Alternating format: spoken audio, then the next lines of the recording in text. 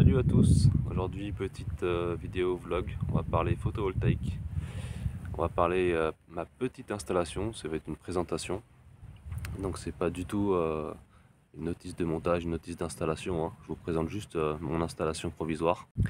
J'ai pas mon micro avec moi donc j'espère que vous m'entendez bien. Donc voici ma petite install, donc j'ai 7 panneaux, j'en ai 3 donc là exposés plein sud pour la journée. J'en ai 2 ici, exposé est, et un petit dernier là-bas, donc exposé est également. Et le petit dernier, c'est celui-ci, que j'oriente en fonction de la journée. Le matin, je le mets dans ce sens-là, côté est, jusqu'à à peu près 13h.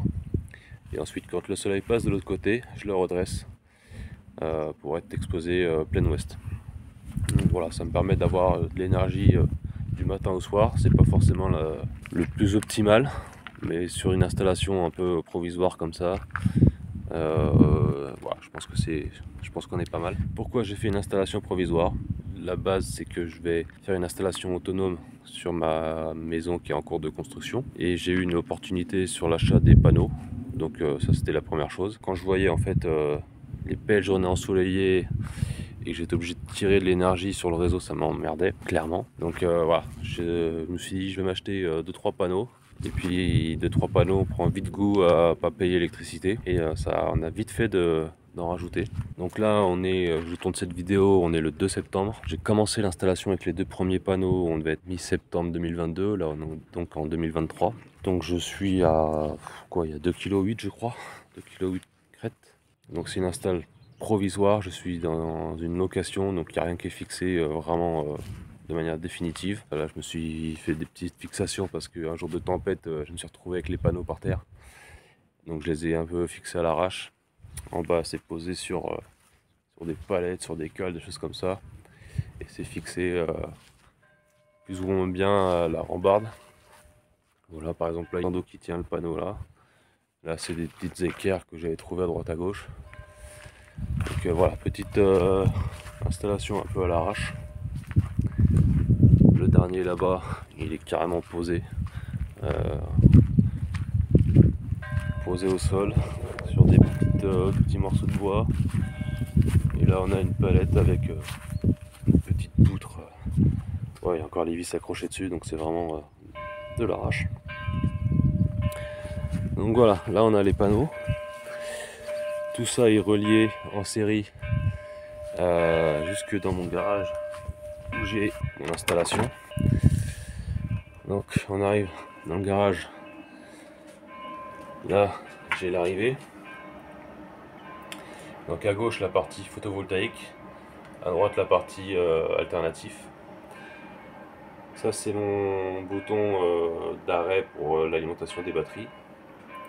Là j'ai mon onduleur hybride, donc c'est un 3,6 kg. Ici j'ai ma barrette avec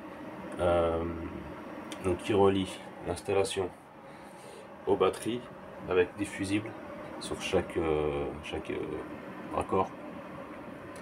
Là donc le positif, là le négatif, là les batteries.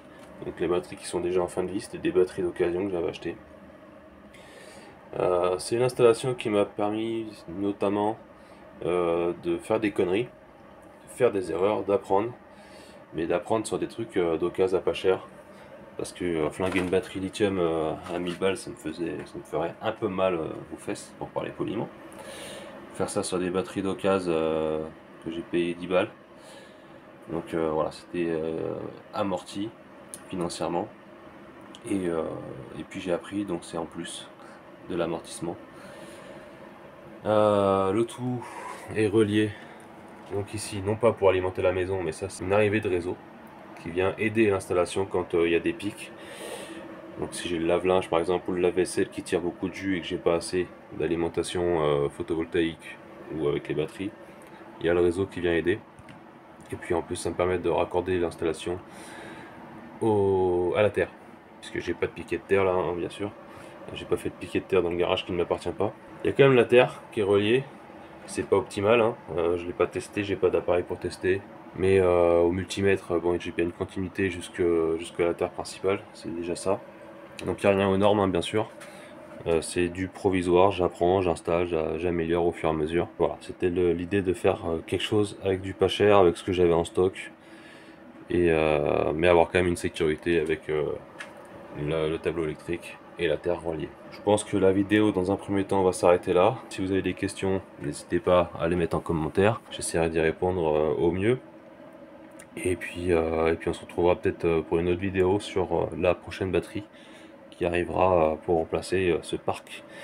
Alors, il y en a déjà deux qui sont totalement HS que j'ai viré. Et là il me reste ce pack là qui va bientôt dégager aussi, qui ira remplacer la batterie que j'ai sur le chantier. Je pense qu'elles finiront leur vie là-bas. Allez, je vous dis à bientôt pour une prochaine vidéo.